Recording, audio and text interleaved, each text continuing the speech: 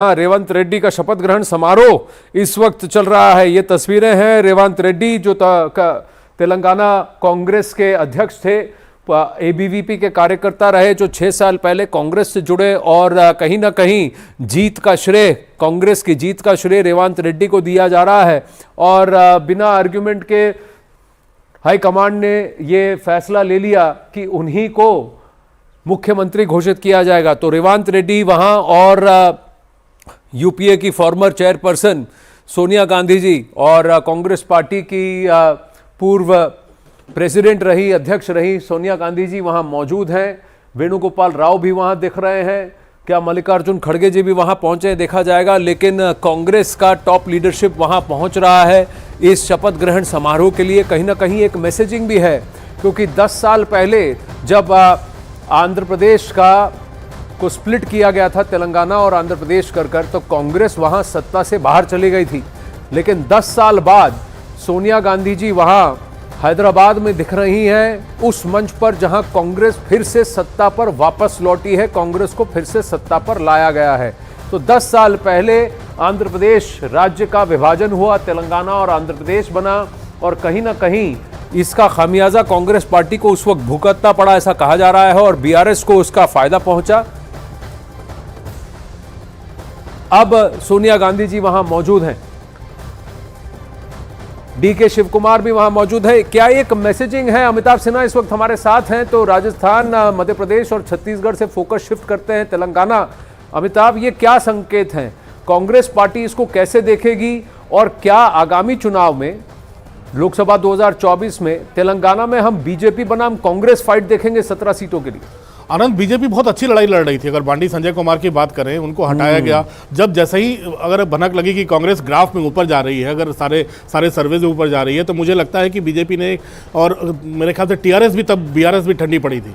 अब रेवंत रेड्डी को पार्टी ने इनाम दिया है, क्योंकि उनके नेतृत्व में पार्टी चुनाव लड़ी थी। डीके शिव कुमार वहां पर जाकर बैठे थे, तो उनसे सीनियर लीडर्स हैं वहां पर कांग्रेस में। आप जैसे बोला कि एबीवीपी में रह चुके हैं बीजेपी के काफ़ी नेताओं के, उस एक जमाने में करीबी भी थे, लेकिन उन्होंने मेहनत की। कांग्रेस ने उनको सीएम बनाकर इनाम दिया भी है। यानी जिसने मेहनत की, जो लीड किया, उसे आगे सड़क पर लड़ाई लड़ी, उसे अब सीएम बनाकर इनाम दिया है। तो ये सीधा संकेत है। और कम से कम सोनिया गांधी ने वहां जाकर, और पार्टी के तमाम नेताओं ने वहां जाकर संदेश दिया है कि कम से कम जो दक्षिण भारत में कर्नाटक के बाद तेलंगाना में उनकी सरकार बनी है, अब कम से कम केंद्र में उनकी लड़ाई इन दक्षिण भारत के राज्यों में काफी बेहतर हो जाएगी, जो पहले भी कांग्रेस के कई नेता संदेश ऐसा दे रहे हैं।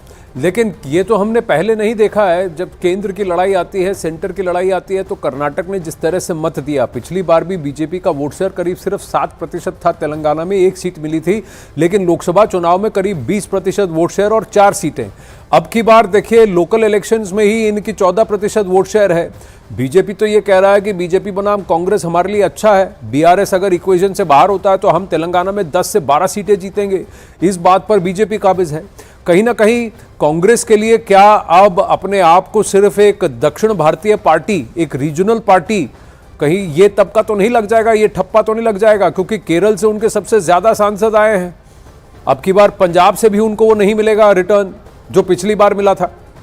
आनंद, आप बिल्कुल सही हो, और यही ओवर कॉन्फिडेंस था जो मध्य प्रदेश में पार्टी हारी। यही ओवर कॉन्फिडेंस था जो कि पार्टी छत्तीसगढ़ में मुंह की खानी पड़ी। अगर अशोक गहलोत 70 सीट लेकर आ रहे हैं, तो ये पार्टी और उनके लिए इंडिविजुअली बहुत बड़ा अचीवमेंट था। तो पार्टी को कम से कम जहां वो सबसे मजबूत थे, वहां अगर जनता से दूर हो रहे हैं, तो केंद्र तक तो पहुंचना उनके लिए बहुत मुश्किल हो जाएगा। क्योंकि अगर तमिलनाडु में स्टालिन भी हैं, वो सत्ता छोड़ नहीं रहे उनके लिए। अगर बीआरएस अगर विधानसभा हार रही, तो ऐसा इसका मतलब ये नहीं है कि बीआरएस पूरी की पूरी लोकसभा सीटें हार जाएगी। बीजेपी भी वहां काफी, पिछली बार जब बीआरएस पीक पर थी, तब 4 सीटें लेकर आई थी बांडी, और उनकी बेटी कविता को हराया था बांडी संजय कुमार ने। तो ऐसा नहीं है कि इन सब जगहों पर बीजेपी ने मेहनत नहीं की है। बीजेपी के हर जिले में मुझे लगता है तेलंगाना के बीजेपी के अब बढ़िया पार्टी दफ्तर हैं। तो देखिए एक और बात देखिए, अगर आप देखें, 2 बड़े स्टेट इनके हाथ से निकल गए, और तीसरे में जहां इनकी जीत कहीं ना कहीं सुनिश्चित थी, वो भी इनके हाथ से निकल गए, और भारी बहुमत से वहां बीजेपी वापस आई है। 18 साल की एंटी इनकम्बेंसी को बीट कर वापस मध्य प्रदेश में सत्ता पर काबिज होना। और अब वहां देखिए, सोनिया गांधी के साथ साथ मल्लिकार्जुन खड़गे हैं, प्रियंका वाड्रा हैं, राहुल गांधी, सब वहां पहुंचे हैं। तेलंगाना स्टेट की जीत क्या इतनी बड़ी बात है कि आप बाकी 3 स्टेट खासकर जिसे हिंदी हार्टलैंड कहा जाता है वहां अपनी करारी हार को भूल जाएं? देखिए, कुछ गम भुलाने पड़ेंगे, कम से कम एक जीत तो मिली, क्योंकि अगर मेघालय भी देखें, मेघालय में भी कांग्रेस मिजोरम, हाँ। मिजोरम में बहुत बुरे तरह से सिमटी है। बीजेपी में की 2 आई है, उनकी 1 सीट आई है। तो मुझे लगता है कि चारों तरफ आप सिमट रहे हो, लेकिन जो मिल रहा है उसमें खुशी मना रहे हो। मुझे लगता है पार्टी को भी एक बहुत मुझे लगता है कि हिंदी बेल्ट में आईसीयू से निकाल के जनरल वार्ड में ले आने की जरूरत पड़ेगी आने वाले दिनों में। देखिए, जनरल वार्ड की तो बात मैं नहीं जानता, लेकिन कहीं ना कहीं ये जो विपक्ष का अलायंस है, INDI अलायंस, उसमें क्या कांग्रेस की अब पकड़ ढीली हो जाएगी? क्या जितनी भी रीजनल पार्टीज हैं वो अब अलग होकर अपने आप लड़ने की बात करेंगी? क्या समाजवादी पार्टी, तृणमूल कांग्रेस, BRS ये सब एकजुट होकर ये कहेंगे कि हम बिना कांग्रेस के लड़ेंगे? केजरीवाल ने तो कह दिया आनंद कि हम नॉर्थ इंडिया की सबसे बड़ी विपक्ष की पार्टी हैं। पंजाब में हमारी सरकार है, दिल्ली में सरकार है। अब अखिलेश यादव के आप अपने अमृत बोल सुन चुके हैं कांग्रेस के बारे में, उन्होंने क्या क्या कहा है। तो मुझे लगता है कि कांग्रेस के लिए बड़ी मुश्किल की घड़ी है सबको एक करना। लेकिन बड़ी एक इंटरेस्टिंग बात बता रहा हूं आनंद, अभी अब से थोड़ी देर पहले नीतीश कुमार JDU के दफ्तर गए हैं। अब उनको भी लग रहा है संगठन की चिंता हो रही है। बड़ा इंटरेस्टिंग है ये। नीतीश कुमार JDU के दफ्तर गए हैं, लेकिन JDU के दफ्तर में उनका काडर कहीं दूसरे दफ्तर में तो नहीं बैठा हुआ है? ये बहुत बड़ा प्रश्न है भाई। अटकलें लगाई जा रही हैं कि JDU के अंदर ही इतना बड़ा विभाजन है कि आधे RJD की तरफ, आधे BJP की तरफ जा रहे हैं। तो कहीं इनकी जेलर साहब जैसी परिस्थिति तो नहीं हो गई कि आधे इधर गए, आधे उधर गए, बाकी उनके पीछे हैं? आनंद, संगठन के सहारे तो बीजेपी की नैया पार हो रही है। तो मुझे लगता है कम से कम JDU इंस्पायर हो रही है, तो कांग्रेस को भी इससे कुछ मुझे लगता है इंस्पिरेशन लेना चाहिए कि संगठन पर ध्यान दे, ग्रास रूट पे। लेकिन अगर आप स्ट्रेट फाइट्स की बात करें, अरिथमेटिक प्रोग्रेशन की बात करें, तो पिछली बार 4123, जहां तक मुझे आंकड़े याद हैं, 4123 विधानसभा सीटें हैं पूरे भारत भर में। 2018 में बीजेपी के पास उस वक्त 33% सीटों पर बीजेपी के विधायक काबिज थे, यानी कि, और फिर उसका कन्वर्जन हुआ लोकसभा में 303 सीटें, यानी 56% आउट ऑफ 543। अब की बार आंकड़े ये कह रहे हैं कि वो नंबर 2018 का नंबर 2023 दिसंबर में बढ़कर 37% पर, जहां बीजेपी के विधायक काबिज हैं, बैठा है। तो एरिथमेटिक कन्वर्जन पर अगर आप देखें तो ये 325 से ऊपर सीटों के संकेत दे रहा है बीजेपी के लिए। मैं एनडीए की बात नहीं कर रहा हूं, सिर्फ बीजेपी की बात कर रहा हूं। वही अब स्ट्रेट फाइट हो जाएगा। स्ट्रेट फाइट 230 सीटों में कांग्रेस बनाम बीजेपी है लोकसभा 2024 में। तो पलड़ा किसका भारी है? देखिए, जो मोमेंटम प्रधानमंत्री ने ये 3 चुनाव जीतने के बाद सबसे पहले बीजेपी ऑफिस में क्या कहा, कार्यकर्ता आगे बढ़े, नेता आगे बढ़े, इस मोमेंटम को बनाए रखना है लोकसभा चुनाव तक।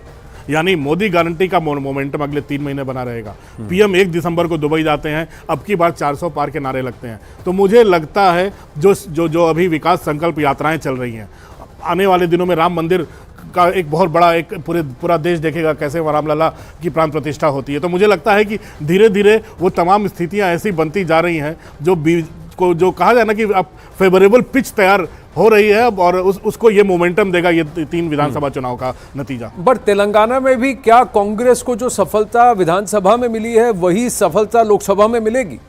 17 सीटों में कांग्रेस कितनी सीटों पर जीत सकती है जब प्रधानमंत्री Narendra Modi directly on the ticket होंगे बनाम राहुल गांधी?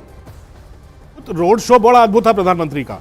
प्रॉब्लम यह हुई कि वहां जनता एक अल्टरनेटिव ढूंढ रही थी BRS का अल्टरनेटिव बीजेपी बन के उभर रही थी। लेकिन एकाएक जब देखा गया कि जब कांग्रेस का ग्राफ भी ऊपर हो रहा है, तो मुझे लगता है बीजेपी ने थोड़े से हथियार डाले कि कम से कम कांग्रेस न जीते। ऐसे में मुझे लगता है कि जब जनता ने देखा कि कांग्रेस ही अल्टरनेटिव है, बीजेपी ने अपने हथियार डाल रही है, तो मुझे लगता है उस समय जनता ने फिर कांग्रेस को वोट देने का मन बनाया। जनता परिवर्तन का मन बना चुकी थी तेलंगाना में, और बीजेपी को अगर 10 सीटें भी आई हैं कि 10-11 सीटें, तो ये अचीवमेंट है। अगर हो सकता है कि एकमात्र अल्टरनेटिव होते तो हो सकता है 40 सीटें बीजेपी की आ जाती। रेवंत रेड्डी ABVP से TDP गए, TDP से कांग्रेस 6 साल पहले पहुंचे, और जिस तरह से उन्होंने कैंपेन किया, कहीं ना कहीं अमिताभ आपको लगता है कि इन्होंने बीजेपी के हाथ से पूरा जो परोसी हुई रोटी थी वो उनकी थाली छीन ली? क्योंकि 6 महीने पहले जब बंडी संजय कुमार अटैक कर रहे थे BRS को, तो उस वक्त उनको हटा दिया गया। जब उनको हटाया, क्या ग्राउंड पर ये मैसेज फैल गया कि कहीं ना कहीं बीजेपी और BRS की साठगांठ है। अब इसी साठगांठ को प्रधानमंत्री नरेंद्र मोदी जी ने रैली में तो दुत्कार दिया। उन्होंने कहा, देखिए BRS आई थी लेकिन हमने मना कर दिया। तो अगर मना किया और फिर आपने क्या कहा कि बैकवर्ड कास्ट के नेता को ही हम मुख्यमंत्री बनाएंगे, पर बंडी संजय कुमार तो बैकवर्ड कास्ट से थे जो उत्तर प्रदेश बीजेपी अध्यक्ष, तो फिर उनको हटाया क्यों? कहीं ना कहीं आपको लगता है कि बीजेपी की गलतियों की वजह से भी कांग्रेस को वहां फायदा हुआ? बिल्कुल, मैंने यही कहा है कि थोड़ा बैकफुट पर जाना बीजेपी को और वहां की जनता को नहीं भाया, और यही कांग्रेस सफलता से जनता के बीच में प्लांट करने में सफल रही कि बीजेपी बीआरएस मिले हुए हैं, क्योंकि वो जिस रफ्तार से केसीआर की बेटी कविता के खिलाफ केंद्र सरकार कार्रवाई कर रही थी, एकाएक ठंडे पड़ना, वहाँ के प्रदेश अध्यक्ष को एकाएक बदल देना, जो काफ़ी एग्रेसिव, बांडी संजय कुमार काफ़ी एग्रेसिव थे आनंद, आपको याद होगा, वो सड़क पर इतनी लड़ाइयाँ लड़ रहे थे, यात्राएं निकाल रहे थे, कम से कम आंध्र प्रदेश और तेलंगाना में तो यात्रा करके ही लोग जनता के बीच में घुसते हैं, चाहे वो चंद्रबाबू की नायडू की यात्रा हो रही हो, चाहे जगनमोहन रेड्डी की यात्रा रही हो, हर आदमी सड़क पर ही नजर आता है कि आप पूरे साल आप सड़क पर यात्रा कर रहे हो, जनता से कनेक्ट बना रहे हो।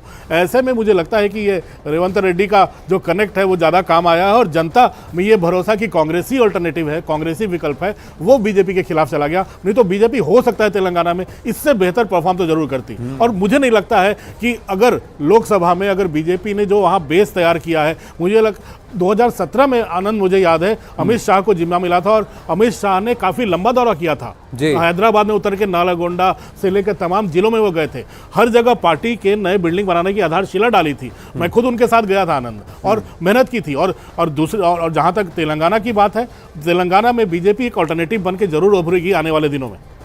कहीं ना कहीं अब से 6 महीने के अंदर कांग्रेस का सुशासन या कुशासन क्या ये बोलेगा लोकसभा में, बहुत बड़ा प्रश्न है। ये शपथ ग्रहण समारोह मंच पर अब कर्नाटक के मुख्यमंत्री सिद्धरामैया जी पहुंचे हैं, तमिलनाडु के मुख्यमंत्री एम.के. स्टालिन भी वहां पहुंचे हैं। ये तस्वीरें मंच से जहां गवर्नर तमिलसाई सौंदरराजन भी हैं। शपथ ग्रहण समारोह शुरू होने वाला है। इंटरेस्टिंग बात ये थी कि रेवंत रेड्डी के घोषित होने से पहले और चुनाव परिणाम समाप्त होने से पहले ही तेलंगाना के डीजीपी ने उनका स्वागत किया था पुष्पगुच्छ देकर, और तेलंगाना के डीजीपी को सस्पेंड कर दिया गया था। तो काफ़ी सारा ड्रामा तब भी हुआ है। और अमिताभ, एक और बात यह है कि तेलंगाना भले ही ऐसा लगेगा कि इसका कोष भरा हुआ है, लेकिन इसका डेट करीब 5.5 लाख करोड़ रुपए का है। 10 साल के अंदर तेलंगाना के अंदर उतना प्रोग्रेस नहीं आया है या जितना आना चाहिए था, और इतना बड़ा अगर उसका उधार है सेंटर के ऊपर, तो इस राज्य को चलाना आसान नहीं होगा। और साथ ही शुरुआत ही आपदा से हुई है, मिगजॉम से। बहुत मुश्किल होने वाला आनंद, क्योंकि मुझे लगता है कि अच्छा अमिताभ रुके, वहां शपथ ग्रहण समारोह के का लाइव ऑडियो जरा देखते हैं, सुनते हैं। And secrecy. I request the Honorable Governor Madam to kindly administer the oath of office and secrecy to Sri Anmula Revanth Reddy Garu, Chief Minister Designate of the State of Telangana.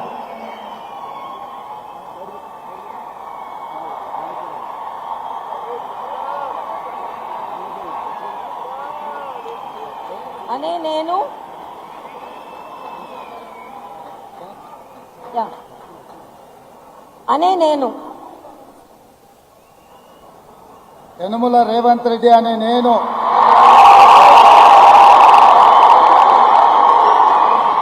శాసనం ద్వారా నిర్మితమైన భారత రాజ్యాంగం పట్ల నిజమైన విశ్వాసం విధేయత చూపుతానని, భారతదేశ సార్వభౌమాధికారాన్ని సమగ్రతను కాపాడుతానని, తెలంగాణ రాష్ట్ర ముఖ్యమంత్రిగా నా కర్తవ్యాన్ని శ్రద్ధతో అంతఃకరణ చిత్తశుద్ధితో నిర్వహిస్తానని, భయం గాని పక్షపాతం గాని రాగద్వేషాలు గాని లేకుండా రాజ్యాంగాన్ని శాసనాలను అనుసరించి ప్రజలందరికీ న్యాయం చేకూరుస్తానని దైవ సాక్షిగా ప్రమాణం చేస్తున్నాను. అనే నేను రేవంత్ రెడ్డి అనే నేను తెలంగాణ రాష్ట్ర ముఖ్యమంత్రిగా నా పరిశీలనకు వచ్చిన లేదా నాకు తెలియవచ్చిన ఏ విషయాన్ని నా కర్తవ్యాలను సక్రమంగా నిర్వహించేందుకు అవసరమైన మేరకే తప్ప ప్రత్యక్షంగా గాని పరోక్షంగా గాని ఏ వ్యక్తికి లేదా వ్యక్తులకు తెలియపరచనని లేదా వెల్లడించనని దైవ సాక్షిగా ప్రమాణం చేస్తున్నాను.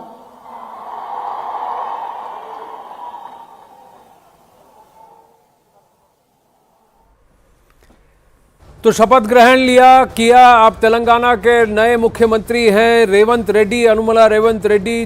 पहली बार है कि तेलंगाना के 10 साल के इतिहास में बीआरएस के अलावा कोई और पार्टी सत्ता पर काबिज है। केसीआर के अलावा कोई और नेता मुख्यमंत्री का शपथ ग्रहण कर रहे हैं। केसीआर को तो और रेवंत रेड्डी को कामारेड्डी की सीट में से बीजेपी के एक विधायक ने, एक उम्मीदवार ने हरा दिया था।